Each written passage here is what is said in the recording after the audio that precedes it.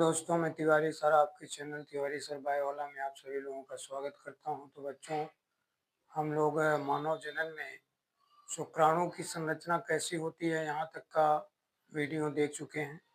और एक नर युग्मक का जो शरीर है जैसा कि आप लोगों ने पढ़ा कि 4 भागों से मिलकर बना होता है बच्चों, इसके बारे में कंप्लीट जानकारी हम लोग कर चुके हैं। ये है नर युग्मक की संरचना। इसमें ऊपर वाले भाग को हेड कहा जाता है, इस भाग को नेक कहा जाता है और इस भाग को मिडिल पीस कहा जाता है, इसको टेल कहा जाता है। हमने आपको बताया था बच्चों, हेड पोर्शन में 2 मेन ऑर्गन होते हैं। एक होता है एक्रोसोम, जिसको अग्रपिंडक कहते हैं, जिसका काम होता है मादा युग्मक की दीवार को भेदना। और ये होता है न्यूक्लियस यानी केंद्रक, जो कि पूरी कोशिका का संचालन और नियंत्रण करता है। ये नेक रीजन में एक जोड़ा सेंट्रियोल होता है बच्चों, जिसको तारक केंद्र कहते हैं, जो कोशिका विभाजन में सहायता करता है। उसके नीचे आते हैं तो स्पाइरल नुमा माइटोकॉन्ड्रिया पाया जाता है, जो इसको ऊर्जा देने का काम करता है। और ये टेल ऑर्गन होता है जो अंतिम भाग है, और ये इसको मोशन में मदद करता है। इसलिए बच्चों, नर युग्मक को चल युग्मक भी कहा जाता है। तो यहाँ तक की बातें हम लोग कर चुके हैं बच्चों। आज हम लोग अंड जनन प्रक्रिया के बारे में जानकारी करेंगे। तो आइए देखते हैं बच्चों की अंड जनन प्रक्रिया मादा के शरीर के अंदर कैसे होती है। तो शुक्राणु जनन प्रक्रिया में आप लोगों ने देखा शुक्राणु प्रसूत जनन कोशिका, जो शुक्राणु प्रसूत कोशिका बनी थी बच्चों, उससे शुक्राणुओं का निर्माण हुआ और उसको बोला गया शुक्राणु जनन कोशिका। आपने ये भी पढ़ा था बच्चों कि पुरुषों में प्यूबर्टी अवस्था आने के बाद नर युग्मक का निर्माण होता है। अब हम लोग आज ये जानना चाहते हैं कि अंड जनन प्रक्रिया क्या होती है बच्चों। दूसरा युग्मक जनन घटना के बारे में आज पढ़ेंगे, अंड जनन।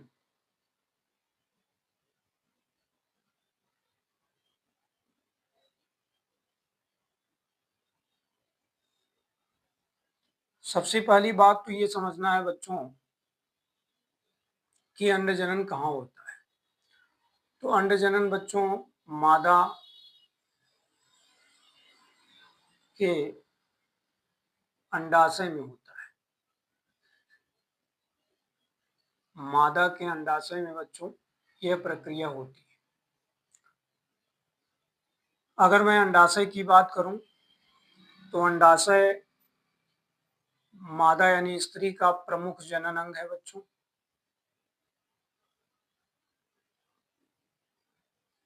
स्त्री का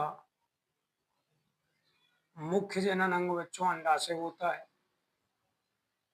जैसे आप लोगों ने नर का मुख्य जनन अंग पढ़ा था बच्चों, क्या होता है याद है? वृषण होता है। तो उसी प्रकार से मादा का मुख्य जनन अंग बच्चों अंडाशय होता है।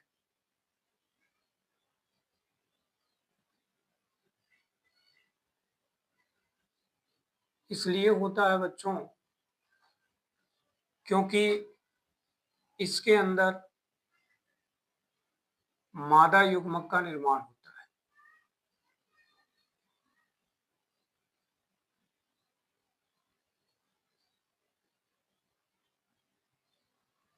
जिसको हम लोग सेकेंडरी oocyte बोलते हैं बच्चों।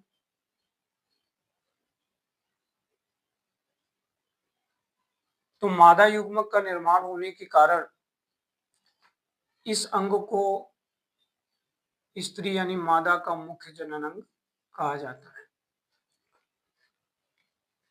तो यदि देखा जाए बच्चों तो अंडाशय के बारे में आप ये तो जानते ही है कि स्त्री में एक जोड़ा अंडाशय पाया जाता है और इसका जो आकार है बच्चों वो बादाम के जैसा होता है।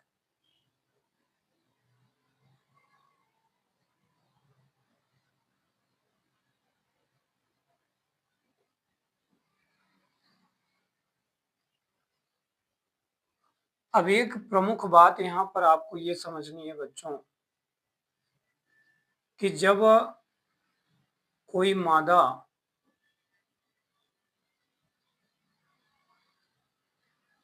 अपने माता के शरीर में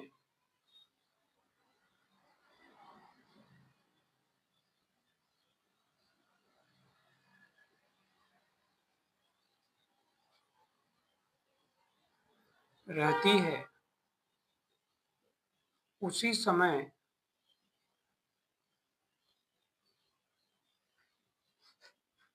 उसमें अंड जनन प्रक्रिया प्रारंभ हो जाती है।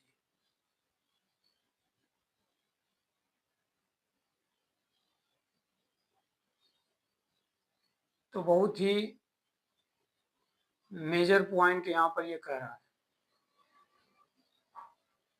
कि बच्चों स्त्रियों में अंड जनन की जो प्रक्रिया है ना, वो प्यूबर्टी अवस्था के बाद प्रारंभ नहीं होती और न ही जन्म के बाद।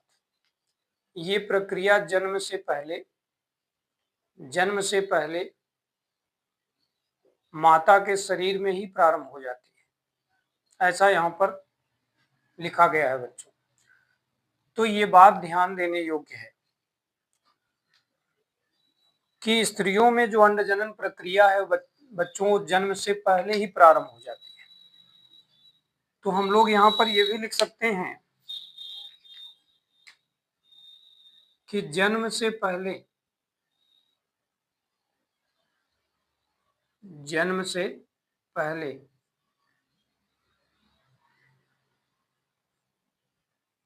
एक मादा में अंड जनन प्रक्रिया प्रारंभ हो जाती है बच्चों।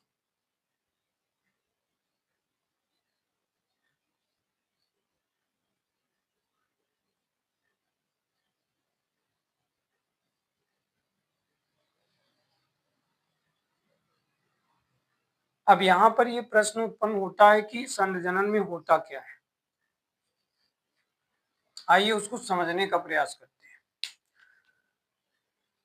देखिए बच्चों, मादा के अंडाशय में एक होता है मादा जर्म कोशिका। क्या होती है बच्चों? मादा जर्म कोशिका, जो नेचर से डिप्लॉयड होती है। तो जब मादा अपने माता के शरीर में 10 दिन की हो जाती है बच्चों, तब उसमें पाए जाने वाला ये जो मादा जर्म कोशिका है, इसका नाम बच्चों क्या है? मादा जर्म कोशिका।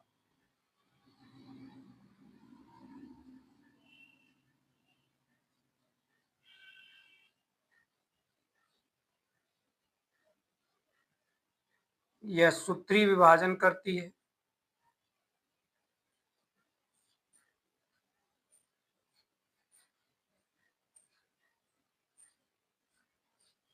इसके सूत्री विभाजन से बच्चों जो कोशिका बनती है उसको ओगोनिया कहते हैं,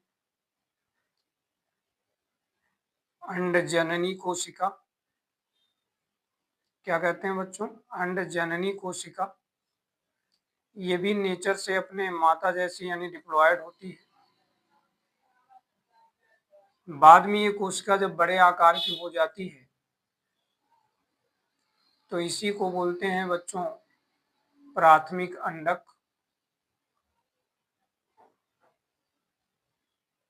तो कहने का अर्थ ये है बच्चों कि ये जो प्राथमिक अंडक होता है ये भी नेचर से डिप्लॉयड ही होता है, क्योंकि इसका निर्माण सूत्री विभाजन के कारण हुआ है। अब ये प्राथमिक जो अंडक है बच्चों, ये आगे चलकर कुछ समय बाद अपने चारों तरफ एक पतली सी झिल्ली का निर्माण कर लेता है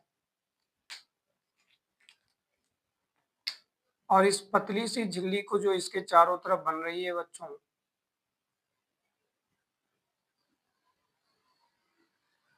इस झिल्ली को जोना पेल्यूसिडा कहते हैं या जोना लेयर कहते हैं। और ये है बच्चों प्राइमरी ऊसाइट यानी प्राथमिक अंडक।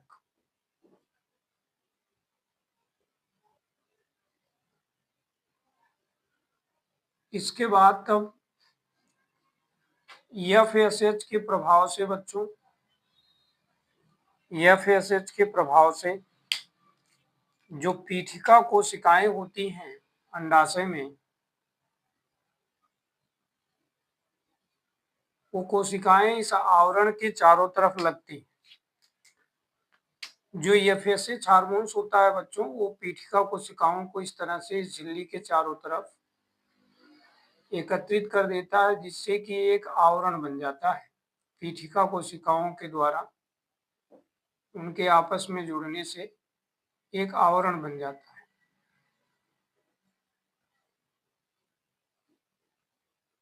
ये ध्यान रखिए कि अभी भी ये प्राथमिक अंडक है और ये जोना लेयर है और एक नई लेयर बनी है पीठिका कोशिकाओं के द्वारा। अब इस संरचना को बच्चों प्राइमरी फॉलिकल कहते हैं, प्राथमिक पुटिका। क्या नाम देंगे बच्चों? प्राथमिक पुटिका नाम देंगे।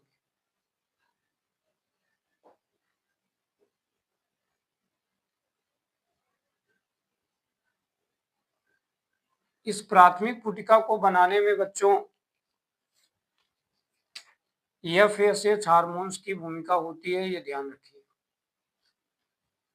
अब आगे चल के क्या होगा कि ये जो प्राथमिक पुटिका है बच्चों, इस सेकेंडरी फॉलिकल में 2 डिग्री फॉलिकल में बदलेगी और फिर 2 डिग्री से 3 डिग्री फॉलिकल बनेगा बच्चों। फिर ग्रेफियन कोशिका बनेगी,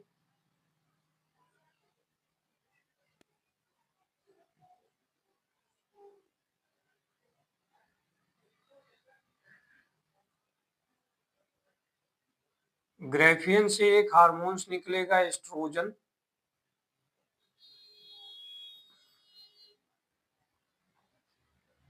और फिर ये अंडोत्सर्ग करेगी बच्चों। अंडोत्सर्ग करने पर सेकेंडरी oocyte बाहर निकल आएगा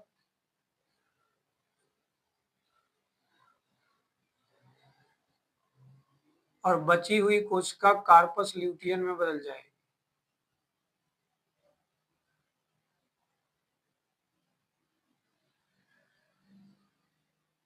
तो कुछ इस तरह से ये प्रक्रिया अंडजनन की चलती है बच्चों। तो अभी तक हम लोगों ने क्या क्या पढ़ा, एक बार इसका रिवीजन करते हैं।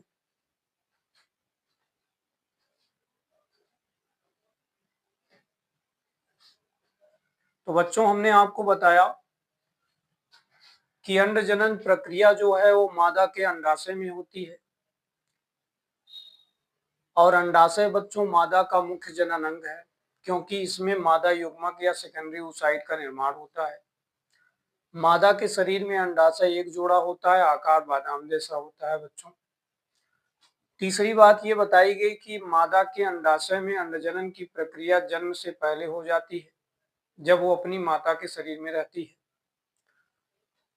चौथे पॉइंट में आपको ये बताया जा रहा है कि एक पुत्री के शरीर में जन्म से पहले मादा युग्मक कैसे बन रहा है, उसको चित्र के माध्यम से आपको बताया गया कि इस प्रक्रिया में सबसे पहले डिप्लॉयड नेचर की मादा जन्म कोशिका भाग लेती है, वो सूत्री विभाजन करती है बच्चों। सूत्री विभाजन के द्वारा अंडजननी कोशिका बनती है, फिर अंडजननी कोशिका प्राथमिक अंडक में बदलती है बच्चों। ये प्राथमिक अंडक अपने चारों तरफ एक जोना लेयर का निर्माण करता है और इसके चारों तरफ एफएसएच के प्रभाव से एक आवरण बन जाता है बच्चों। पीठिका कोशिकाओं के द्वारा बना हुआ आवरण बन जाता है, इसको प्राथमिक पुटिका कहते हैं। इसी तरीके का एक और आवरण जब बनता है बच्चों तो उसको सेकेंडरी फॉलिकल कहते हैं और इसी तरह का एक और आवरण यानी 3 आवरण जब बन जाते हैं तो टर्शियरी फॉलिकल कहलाता है। फिर टर्शियरी फॉलिकल ग्रेफियन कोशिका में बदलता है। फिर ग्रेफियन कोशिका जो कि एस्ट्रोजन हार्मोन्स निकाल रही है, यह एलएच के प्रभाव से इसका जो आवरण है वो टूट जाता है और उसके अंदर से जो सेकेंडरी oocyte है बच्चों वो बाहर निकलता है। बाकी जो बची हुई कोशिका होती है वो कार्पस ल्यूटियम में बदल जाती है। तो आज हम लोगों ने इसके अंतर्गत इतनी प्रक्रियाओं को समझने का प्रयास किया बच्चों। तो आप सभी लोगों को यह वीडियो कैसा लगा? यदि अच्छा लगा तो आप प्लीज वीडियो को लाइक कीजिए, अपने मित्रों को शेयर करिए और इसी प्रकार अपने चैनल के साथ बने रहिए। धन्यवाद।